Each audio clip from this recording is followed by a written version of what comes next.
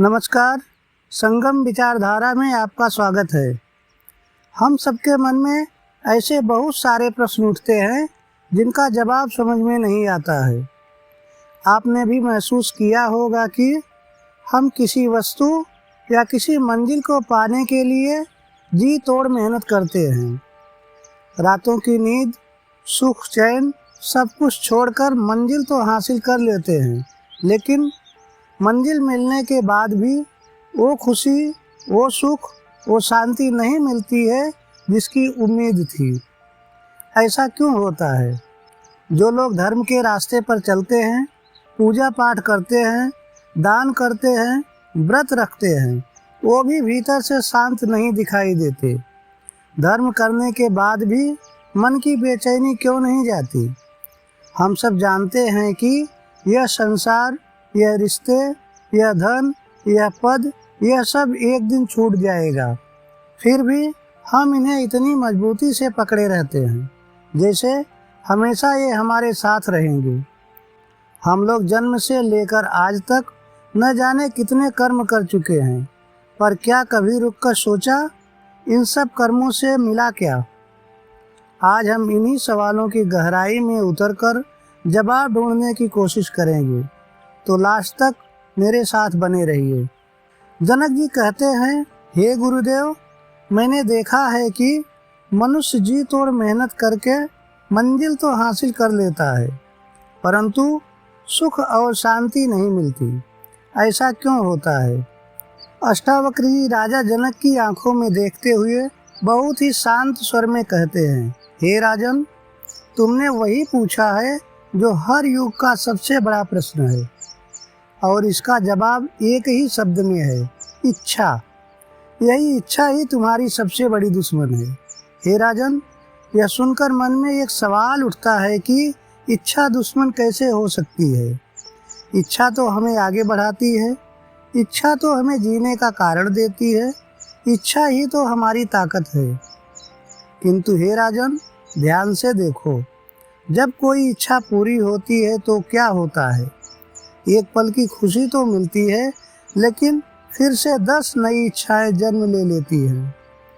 और जब इच्छा पूरी नहीं होती तो क्या होता है? दुख, चिंता और बेचैनी। हे राजन, दोनों तरफ बंधन है, दोनों तरफ दुख है। इच्छा का पूरा होना भी दुख है और इच्छा का पूरा न होना भी दुख है। यही वो कारण है जिसकी तलाश तुम्हें थी। हे राजन, इस बात को एक उदाहरण से समझिए। महाभारत में दुर्योधन को देखिए। वो एक साधारण राजकुमार नहीं था। उसके पास विशाल साम्राज्य था, धन, दौलत, सेना, वैभव, सब कुछ था। वह जो चाहता पा सकता था, किंतु उसके भीतर एक ऐसी इच्छा थी जो उसे चैन से बैठने नहीं देती थी। उसकी इच्छा थी कि 5 पांडवों का हिस्सा भी मेरा होना चाहिए। उसकी यही इच्छा उसे कुरुक्षेत्र के मैदान तक ले गई, और उस कुरुक्षेत्र के मैदान में न सिर्फ दुर्योधन बल्कि पूरे कुरुवंश का नाश हो गया। हे राजन, क्या उस इच्छा ने सुख और शांति दिया? नहीं। उस इच्छा ने जो दिया वो सुख नहीं, वो सर्वनाश था। राजन, प्रकृति से सीखिए। कमल के फूल को देखिए। वह कीचड़ में खिलता है, हर तरफ गंदगी है, परंतु कमल उस कीचड़ से प्रभावित नहीं होता है। कमल पानी में रहता है, किंतु जल उसे नहीं भिगोता। कमल ने कभी इच्छा नहीं की कि मुझे साफ जगह मिले। वो जहाँ है वहीं खिला, वहीं मुक्त है। जो मिला उसमें जियो, जो नहीं मिला उसकी चिंता मत करो। इसी में सुख, शांति और मुक्ति है। जनक जी पूछते हैं, हे मुनिवर, यह तो समझ आया कि सांसारिक इच्छाएं दुख देती हैं, किंतु जो लोग धर्म के रास्ते पर चलते हैं, पूजा पाठ करते हैं, दान करते हैं, व्रत करते हैं, वो भी भीतर से शांत क्यों नहीं दिखाई देते? अष्टावक्र जी एक गहरी दृष्टि से जनक को देखते हैं और कहते हैं, हे राजन, धन को छोड़ो जो अनर्थों की जड़ है, और उस धर्म को भी छोड़ो जो धन और भोग की इच्छा से किया जाए। राजन, यह सुनकर भीतर एक झटका लगता है। धर्म भी छोड़ें? किंतु रुकिए, यहाँ एक बहुत बारीक बात है। धर्म दो तरह का होता है। एक जो भय से किया जाए, नरक से बचने के लिए या स्वर्ग पाने के लिए। दूसरा जो प्रेम से किया जाए, बिना किसी स्वार्थ के, बिना किसी इच्छा के। हे राजन, जब पूजा पाठ इसलिए की जाए कि स्वर्ग मिलेगा, जब दान इसलिए किया जाए कि नाम होगा, जब व्रत इसलिए रखा जाए कि मनोकामना पूरी होगी, तो यह धर्म नहीं है। यह भी एक इच्छा है, एक स्वार्थ है। एक सुंदर आवरण में लिपटी एक और इच्छा। इच्छा चाहे सांसारिक हो या धार्मिक, हमेशा बेचैनी ही देती है। यही कारण है कि धर्म करने के बाद भी मन शांत नहीं होता है। हे राजन, इस बात को एक उदाहरण से समझिए। एक नदी बहती है। वो हिमालय के ऊंचे पर्वतों से जन्म लेती है, घाटियों से गुजरती है, मैदान से गुजरती है, गांवों को सींचती है, प्यासों की प्यास बुझाती है, खेतों को जीवन देती है और अंत में जाकर सागर में मिल जाती है। राजन, नदी ने कभी नहीं चाहा कि कोई मुझे धन्यवाद दे, कोई मेरी पूजा करे, कोई मुझे याद करे। वो बस बहती रही, निस्वार्थ, बिना किसी इच्छा के। इसलिए नदी को कोई बेचैनी नहीं, कोई बंधन नहीं, वह सदा मुक्त है। यही निस्वार्थ धर्म है और यही धर्म आत्मा को तृप्त करता है।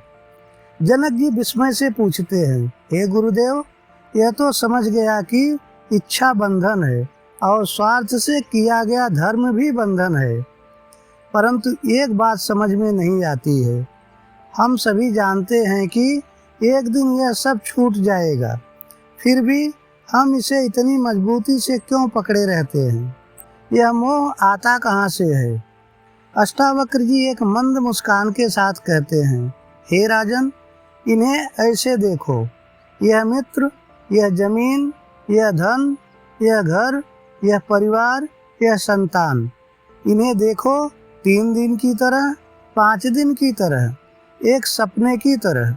हे राजन, रात को हम सपना देखते हैं। सपने में घर है, परिवार है, दुख है, सुख है और उस सपने में सब कुछ बिल्कुल सच लगता है, किंतु जब सुबह आँख खुलती है तो सब गायब। तो फिर हम उस सपने में इतना क्यों डूब जाते हैं? राजन, क्योंकि जब तक सपना चल रहा होता है वो सच लगता है। यही माया है, यही भ्रम है और यही बंधन है। इस बात को एक उदाहरण से समझिए। रामायण में मामा मारीच को याद कीजिए। उसने एक सोने के हिरण का रूप धारण किया।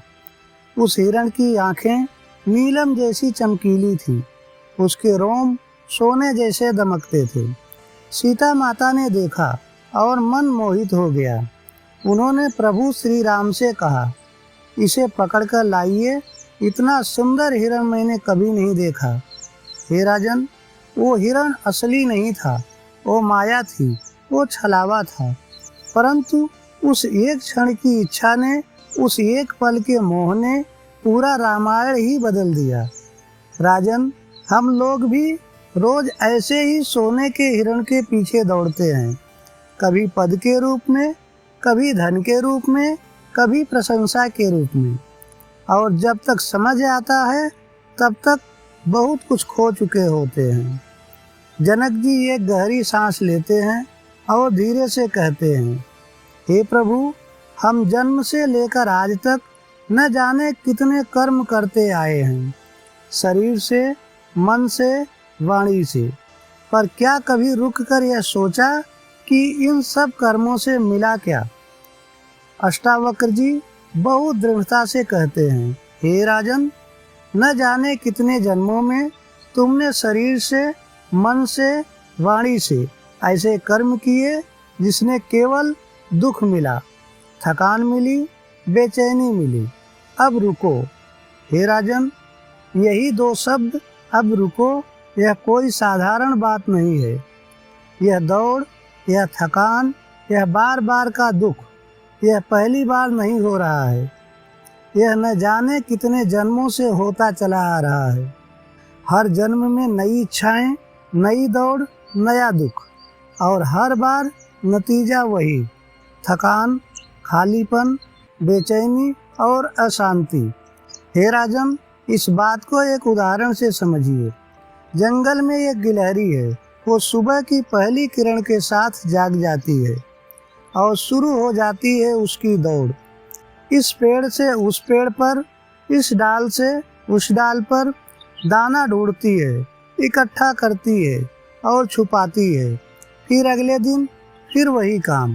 हे राजन, उस गिलहरी को पता भी नहीं है कि वह जो इकट्ठा कर रही है उसका क्या होगा, पर वो रुकती नहीं, सोचती नहीं, बस दौड़ती रहती है। हम भी उसी गिलहरी की तरह हैं, जन्म से मृत्यु तक इकट्ठा करते रहते हैं। पर जब यह सवाल सच में भीतर उतरता है, यह सब किसके लिए, तो एक गहरी शांति आती है। भीतर एक ठहराव आता है और दौड़ रुक जाती है। हे राजन, उपनिषद कहते हैं, नेति नेति, यह नहीं, यह नहीं, यह धन नहीं, यह पद नहीं, यह नाम नहीं, यह कर्म नहीं, तो फिर क्या? जो इनके बाद भी बचता है, जो इन सब के जाने के बाद भी रहता है, वही आत्मा है, वही सत्य है, वही मुक्ति है। हे राजन, मंजिल मिलने के बाद भी सुख नहीं मिला, क्योंकि इच्छा कभी तृप्त होती ही नहीं। धर्म करने के बाद भी बेचैनी नहीं गई, क्योंकि फल की इच्छा से किया गया धर्म भी बंधन ही है। यह सब जानते हुए भी हम पकड़े रहे, क्योंकि माया रूपी सोने का हिरण हमेशा सच लगता है। और इन कर्मों से मिला क्या? दुख और थकान के सिवा कुछ नहीं। हे राजन, कमल कीचड़ में खिलता है, पर कीचड़ उसे छू नहीं सकता। नदी बहती है बिना किसी से कुछ मांगे। गिलहरी दौड़ती रहती है, पर जो जागरूक है वो रुकता है, देखता है। हे राजन, आप भी रुकिए एक पल और भीतर देखिए। जो दौड़ रहा है वो आप नहीं हैं, आप वो हैं जो उस दौड़ को देख रहा है। वो साक्षी हैं, वो चेतना है, वो आत्मा है, जो हमेशा से शांत है, हमेशा से मुक्त है, हमेशा से पूर्ण है। बस इच्छाओं की दौड़ में वो दिखाई नहीं दे रहा है।